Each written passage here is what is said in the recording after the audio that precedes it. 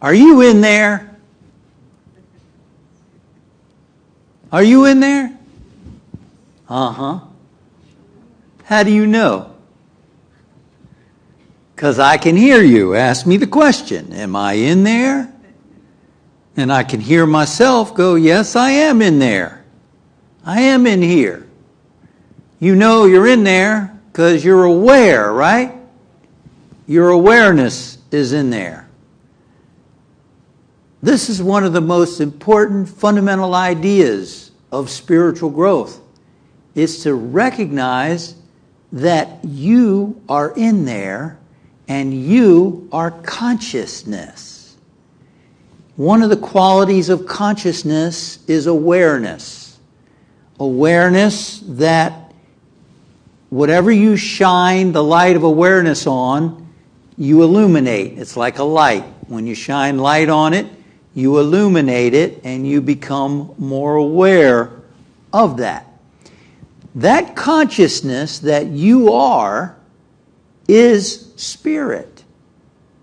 That consciousness is God. When Jesus said, I and the Father are one, he was identifying with that consciousness. Now, in metaphysics, in spirituality, a lot of us have heard God is within me. God is inside of me. And sometimes we might wonder, where is that God inside of me? Where are you? You know, where are you? But here's the thing. As one writer said, God is in you not like a raisin in a bun, but like the ocean in a wave. Right? The wave is part of the ocean, or you could use the sun. It's like a ray from the sun. The ray is an individual expression of the sun, but it's also of the sun. And you and I are rays from that presence that we call God, we call spirit, we call life, whatever we call it. The Divine Mother, the Father. The late Eric Butterworth said it would be more true if Jesus, in the Bible, it said, I and the Father is one, rather than are one, because I and the Father are one kind of denotes a separateness, but is one denotes that oneness. So grammatically incorrect, but in truth more correct. I had a minister friend who wrote a book, Deidre Price. She used to be one of my teachers in ministerial school. She wrote a book, and in it she talked about I is God. Again, grammatically incorrect, but it sounds more right, true. Your consciousness is spirit, is God. And that is vital to understand. Otherwise, we're still looking for it somewhere. There's still a sense of separation. We're still trying to get God to do something in us or through us. We're still trying to have God do something when you are spirit living itself as you. Jesus said, is it not written, ye are gods, with a little g.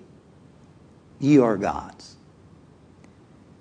But that's, you have to know what you're looking for before you can actually start to realize it. And so today we're beginning a 6-week series on Michael Singer's newest book called Living Untethered. Living untethered. Well, what does it mean to be tethered? If you have a horse, everybody have a horse? And you tie it to a post, you've tethered it, right? It's tied down. To untie it is to free that horse. That's why his books have horses on them. They're untethered. They're walking freely. And we have forgotten who we are. We have forgotten that we are God. We are consciousness, living itself as us. Instead, we have bound ourselves to external things. And yet, we can look at a simple thing, like if the camera can get over here to the lectern, this lectern over here, you can see the lectern, right? Barely in your screen. You can see the lectern. Are you the lectern? No, of course not. You're aware of the lectern. There's you in there, and then there's the lectern. You can see this, the blue color in the back and the lights, right? You can see that. You're aware of that. Obviously, you're not that, because you're aware of it. You're the subject, and the lectern is the object, and the blue color in the back is the object. You're the subject, that's the object. Same with the plant. You can see the plant. That's an object. You're the subject that sees the plant. Well, guess what? It gets a little more difficult when we come to something that we identify with, like our physical body. You are not your physical body. You are the subject. Your physical body, just like the lectern, just like the plant, just like the blue background, is an object that you live in. You are not this physical body. You are the one that has the physical body. A lot of people are afraid of death because they identify with the physical body. If you think you're the physical body and that body dies, well, yeah, it's going to be pretty scary, right? You are in there and you have a physical body, but you're not the physical body. And he gives an example of if we removed your hand, if you removed a hand, would you still be in there? How many of you would still be in there if a hand was removed? Painlessly, it's a comfortable removal. Yeah, you'd be in there, right? You would still be you, which means you're not your body. Now you have a body without a hand that you're aware of. And imagine that you just took a shower and you're standing in front of a mirror looking at your body. And if you're a female, imagine that all of a sudden your body becomes a male. Or if you're a male and you're standing in front of a mirror, all of a sudden your body becomes female. Are you still in there? Yes. What changed? Your body. Your consciousness is still in there, but it's just a shift in your body, a change in your body. You're not the body. You're the consciousness that's in there. The same with what color our skin is, our race. You're not your race. You're the one in there whose body is a certain color. That's it. You are consciousness. I am consciousness. That is our true nature, our true essence. And we have forgotten that. And so we identify with all these outer things, and we've forgotten our true essence, our true nature. So it's time to get back. Because of those identifications, we have masked our true nature. Yogananda was once asked, what is the ego? And he said the ego is the masquerading self. The masquerading self. In other words, we are trying to identify with all this stuff because we have an insecurity and a fear inside because we've forgotten who we are. It's the story of the fall of man and woman in the book of Genesis, right? In the book of Genesis, Adam and Eve are happy in the garden. All their needs are met. It says they're walking with God, right? They're happy. Everything is wonderful. They have everything they need. Everything is beautiful. And then something happens. they forget who they are. They get kicked out of the garden. And it says that Adam was hiding from God. We're hiding from God. You are consciousness. You are God. You've forgotten. You're hiding. We're masquerading. We're covering ourselves, trying to create some kind of stability, hiding from God. So we got kicked out of the garden, and it says, because you got kicked out of the garden, now you got to earn your bread by the sweat of your brow. That's what it said. Because they got kicked out of the garden, now there was going to be pain, and they would have to work by the sweat of their brow, and that's what happens for us. Because what happens, as he explains, is we're born, and imagine a human birth, right? You're born, you don't know who you are, you have no knowledge, you were in this quiet, dark, lovely environment, and then you were dropped down onto the planet, and you don't know who you are. You have no idea who you are, what you're doing here, what's going on. All of a sudden, you're in this quiet environment. All of a sudden, you're dropped down, and there's lights, and there's doctors with masks on, and, all these people in this room, and sounds and lights. You don't know who you are. So what happens is, we begin to, I mentioned, one of the qualities of consciousness is awareness. Whatever you look at, you highlight, you become aware of. The other quality is we identify with what we look at. Identification. In biology, they call it imprinting. We all know about the little baby duck that when it's born, it sees a goat, and then it starts to follow the goat around. Mommy, mommy. It thinks its mommy is a goat, right? It's amazing how that happens.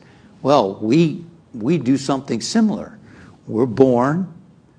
We start to imprint with what we see and begin, because of the fear and the panic of not knowing who we are, where we start to imprint. Mommy, daddy. We start to try to figure out, form a foundation of stability by grasping out here. And guess what? It doesn't stop there. It keeps happening. Now we start to mask ourselves with our roles. I'm a mom. I'm a daughter. I'm a dad. I'm a vice president. I own a Mercedes. I'm athletic.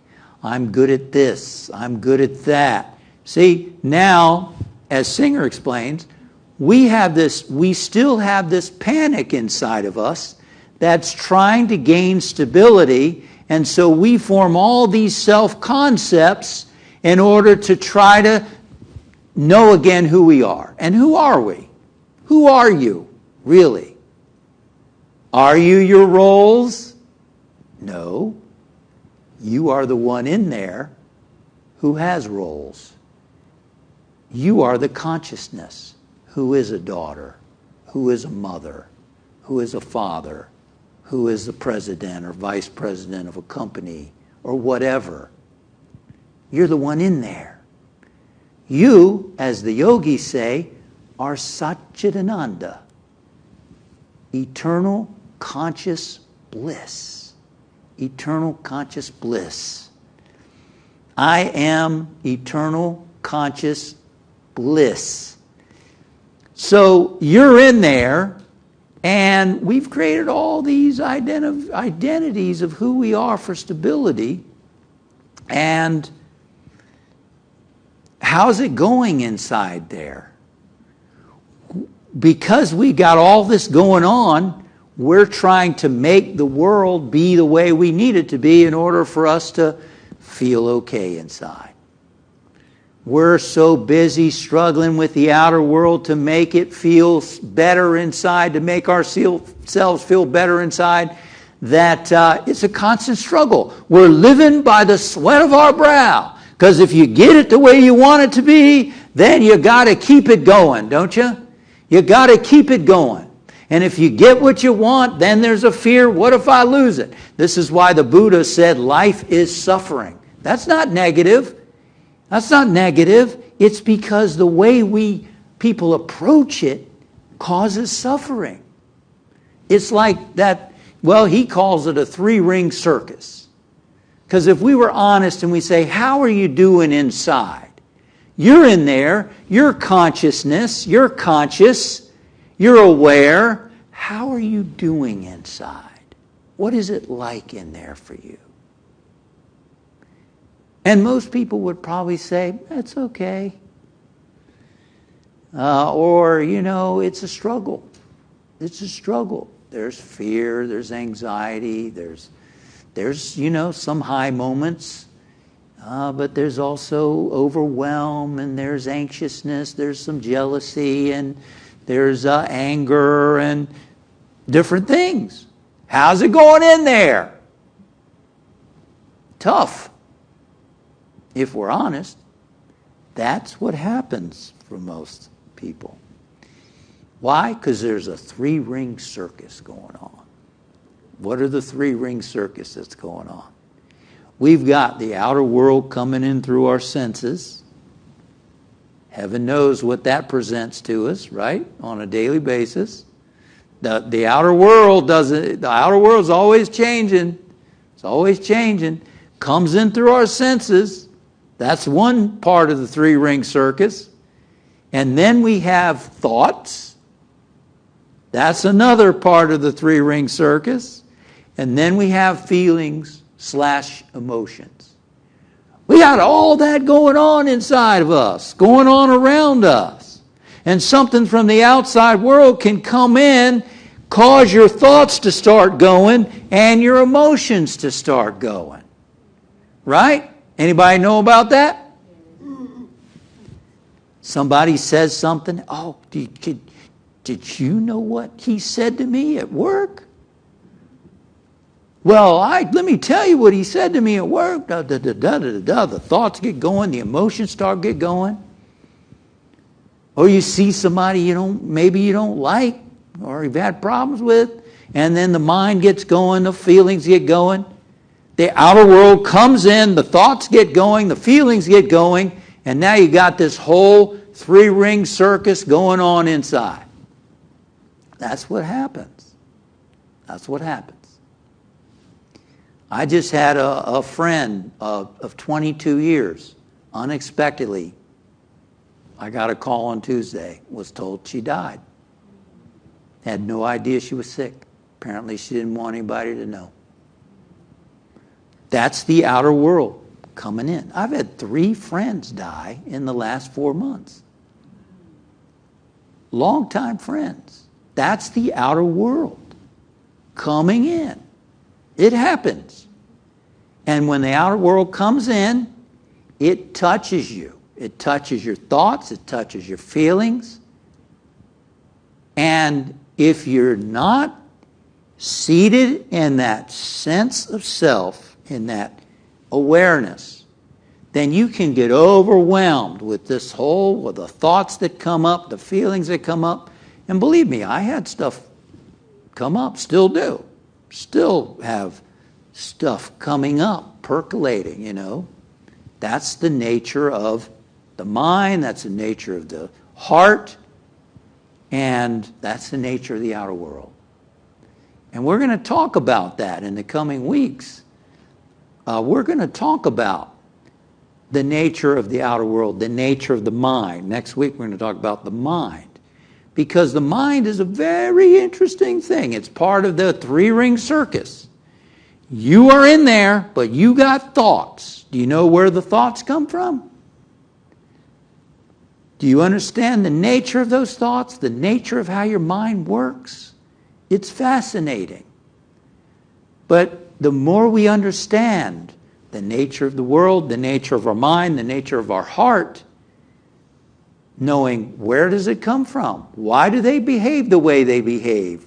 What can I do about it? The more you understand that, the more you begin to untether yourself. The more you start to free yourself. As the great saints and sages have told us, Jesus said the kingdom of God is within you. And other great saints and sages have said it's beautiful inside. It's beautiful inside. We've all experienced that beauty, right? We've all experienced that beauty. The birth of a child, holding your first child in your arms, getting married, or maybe something much simpler, something through prayer, or a beautiful flower, or the rise of the sun. Everyone has experienced this upliftment, this inner beauty at some time in their lives. And the sages tell us it's always beautiful inside. Think of your most wonderful experience you've ever had. The most wonderful experience you ever had. Well, your true nature is that multiplied many times over, we're told. Wow. Many times over. But because we've masqueraded ourselves, as Yogananda said, created this ego, and we've latched on out of fear. You know, we've latched on to all this stuff to gain stability because deep down there's the sense that we've forgotten who we are and the fear about it. We've latched on to all this stuff. And now we're beginning to free ourselves. Jesus said, you shall know the truth, and the truth shall set you free. And that's what we're talking about. We're going to look at the nature of the mind, the nature of the heart, the nature of the external world, and what we can do to free ourselves. He gives a great example of, it's like having a beautiful home. You have a home, but inside there are pizza crusts, there's dirt, there's banana peels all over this house. What do? Do you tear the house down and rebuild a new one? No. You just clean it out a bit. You clean it out a bit, and then you have, once again, your beautiful home. You and I are beautiful in here. We're the most beautiful thing in the universe. Your consciousness is God being you. You are beauty itself. You are spirit itself. We just need to do a little bit of cleanup work. We got to do a little cleanup work. We don't have to remake ourselves. We don't have to try to be anything other than ourselves. We just got to remove some of those banana peels and pizza crusts and dirt that's in there and begin to untether ourselves. This is what we're talking about. This is how we make that journey. So, you are in there. You are consciousness. You're not your body. You're not your mind. You're not your emotions. You are spirit. You are consciousness. Now, this week, see if you can identify with that more often. See if you can live in that awareness as much as possible. When your mind starts going crazy, your heart gets crazy, your body, whatever, something happens in the outer world, remind yourself, wait a minute, I am the one in here. I am consciousness. I am one with that spirit. He says, when you're lost, go to the mirror and go, hello. Hello in there. Hello, remind yourself, hello in there. And then you look in the mirror and you go, well, somebody's waving at me. I'm in there. I'm in there looking at that person waving at me. You are consciousness. You are spirit. And you know what's amazing? The you that's in there is the same you that's in everybody else. Isn't that amazing? You go, well, yeah, I'm in here. Guess what? The you that's in there is the same you that's in everybody. It's the same being that's being you in everybody else. That's amazing. It's amazing. So let's get still. And we acknowledge, I and the Father is one. I and the Spirit is one. I am consciousness. When Jesus said, "You are the light of the world," He didn't mean I had to be something other than I am. He said, "You are the light of the world." Not meaning I'm the only light of the world. He was talking about the universal light that's expressing as every person. I'm the light of the world. Every person is the light of the world, which is why he said, "Let your light shine." Let your light shine. And that's the process we're involved in right now. We're learning how to unmask ourselves. To unmask ourselves, to free ourselves from all these identifications we've done because we didn't know who we were. We forgot who we were.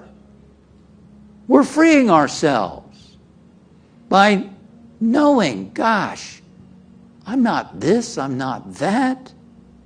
I am spirit. I am spirit. I am conscious eternal bliss. Satchidananda. I am God living itself as me. What a truth Jesus and the great masters gave us. What a wonderful truth. God is not way out there apart from me. I am spirit. I am the very same presence.